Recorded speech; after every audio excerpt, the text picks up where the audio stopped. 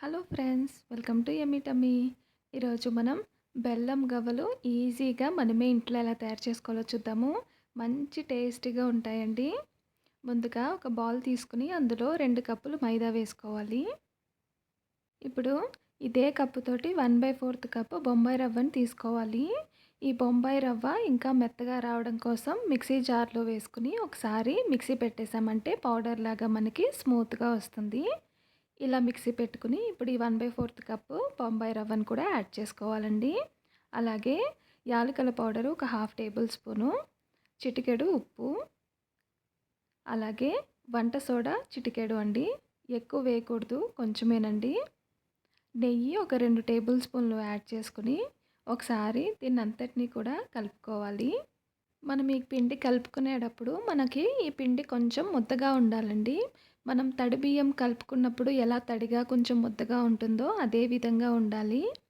ఆ విధంగా వచ్చేలాగా కలుపుకోవాలి. మనం కొంచెం పిండి ఇలా పట్టుకుని చూసామంటే కొద్దిగా ఉండ చుట్టినట్టుగా కొద్దిగా రావాలి. చూడండి, మనకి రావట్లేదు కదా! అందుకని మనం మరొక టేబుల్ స్పూను నెయ్యి యాడ్ చేసుకుందాము. ఇప్పుడు దీన్ని మరొకసారి కలుపుకుందాము. మనకి ఈ విధంగా ఉండే చుట్టేలాగా మనం పిండి కలుపుకుంటే మనకి గవ్వలనేవి ఎన్నాళ్ళైనా సరే గట్టిపడకుండా గుల్లగా ఉంటాయండి. ఇప్పుడు మరొకసారి పట్టుకొని చూద్దాము. చూడండి, ఈ విధంగా తడిబియ్యంలాగా ముద్దగా ఈ షేప్లో వస్తుంది కదా! ఈ విధంగా కన్సిస్టెన్సీ మనకి పిండి ఉండాలి. ఇప్పుడు దీంట్లో కొద్ది కొద్దిగా వాటర్ యాడ్ చేసుకుంటూ కలుపుకుందాము. మనకి వాటర్ అనేవి ఎక్కువ పట్టవండి, అందుకని కొద్ది కొద్దిగానే యాడ్ చేసుకుంటూ కలుపుకోవాలి. మనకి డవ్ అనేది సాఫ్ట్గా రావాలి. మరీ సాఫ్ట్గా కాకుండా మరీ గట్టిగా కాకుండా మీడియం సాఫ్ట్లో ఉండాలండి. బాగా ఒక 2-3 నిమిషాల పాటు ఈ విధంగా కలుపుకొని చూడండి, ఈ విధంగా సాఫ్ట్నెస్ వచ్చాక మనం దీన్ని ఒక 10 నిమిషాల నుంచి పావుగంట సేపు వరకు మూత పెట్టేసి పక్కన పెట్టేయాలి. చూడండి, ఈ విధంగా సాఫ్ట్నెస్ అనేది మనకు ఉండాలి. 10 నిమిషాల నుంచి పావుగంట సేపు వరకు ఇలా మనం రెస్ట్ ఇచ్చామంటే రవ్వ కూడా కొంచెం నాని మంచి కన్సిస్టెన్సీలో అవుతుందండి. చూడండి, పావుగంట సేపు తర్వాత ఇందాకున్నంత సాఫ్ట్ కాకుండా లైట్గా థిక్ అయింది చూడండి.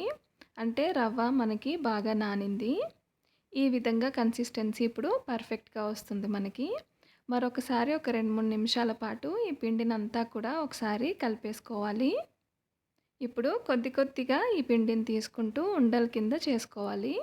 బాగా చిన్న సైజులో ఉండలు చేసుకోవాలండి, ఎక్కువ పెద్ద సైజు కాకుండా. చూడండి, చిన్న సైజులో ఈ విధంగా కొద్ది కొద్దిగా పిండి తీసుకుని ఉండలు చేసుకుని పక్కన పెట్టుకోవాలి.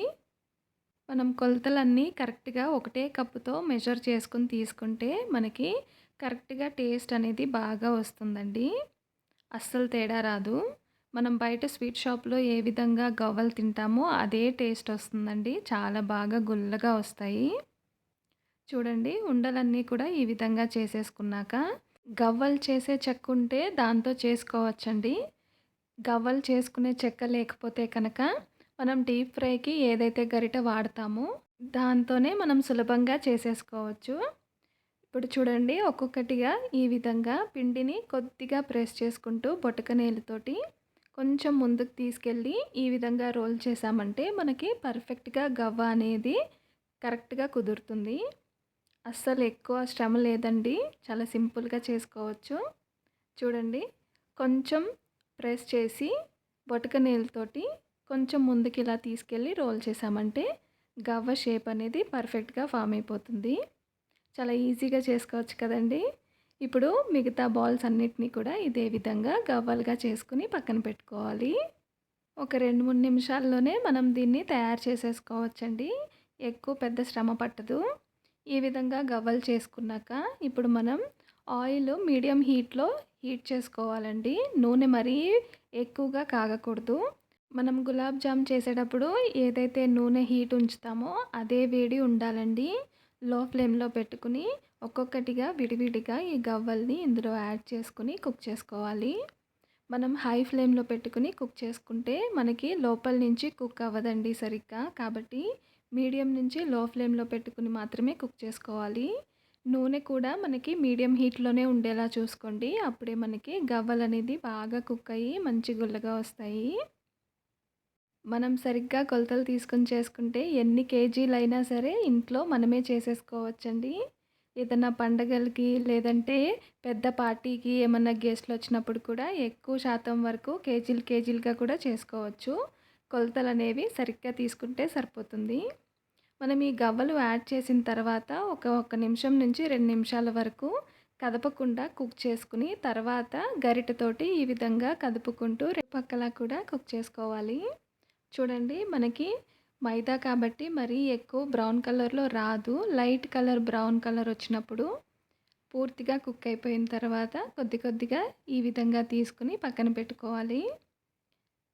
చూడండి గవ్వలనేవి ఒకసారి నేను మీకు చెక్ చేసి చూపిస్తాను. మంచి గుల్లగా చాలా బాగా వస్తాయి.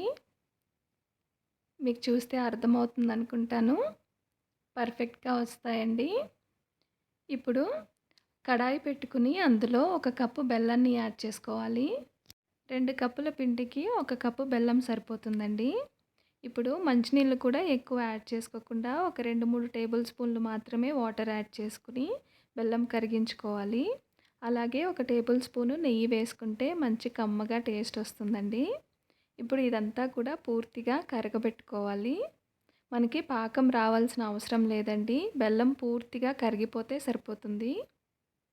నెయ్యి కూడా 1 టేబుల్ స్పూన్ వేస్తే మంచి టేస్ట్ వస్తుందండి. చూడండి బెల్లం పూర్తిగా కరిగిపోయింది కదా! ఇప్పుడు మనం స్టవ్ ఆఫ్ చేసేసుకుందాము. ఇప్పుడు ఈ గవ్వల్ని వేడిగా ఉన్నప్పుడే ఇందులో యాడ్ చేసేసుకుందాము. అప్పుడే మనకి గవ్వలకి బెల్లం బాగా పడుతుందండి. వేడిగా ఉన్నప్పుడే పొయ్యి మీద నుంచి దింపేసుకుని ఈ విధంగా గవ్వల్ని యాడ్ చేసేసుకుని ఒకసారి పూర్తిగా కలుపుకోవాలి. మనకి బెల్లం అనేది ఈ గవ్వలకి బాగా పట్టేలాగా కలుపుకోవాలండి.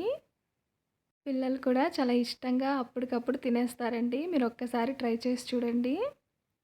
ఈ విధంగా పూర్తిగా కలుపుకున్న తర్వాత ఒక 2, 3 నిమిషాలు ఇదే విధంగా ఉంచేసి తర్వాత ఒక 2 నిమిషాలకి ఈ గవ్వల్ని విడివిడిగా ఈ విధంగా తీసుకుని వేరే ప్లేట్‌లో పరుచుకుంటే మనకి చల్లారాక అతుక్కోకుండా బావుంటాయండి.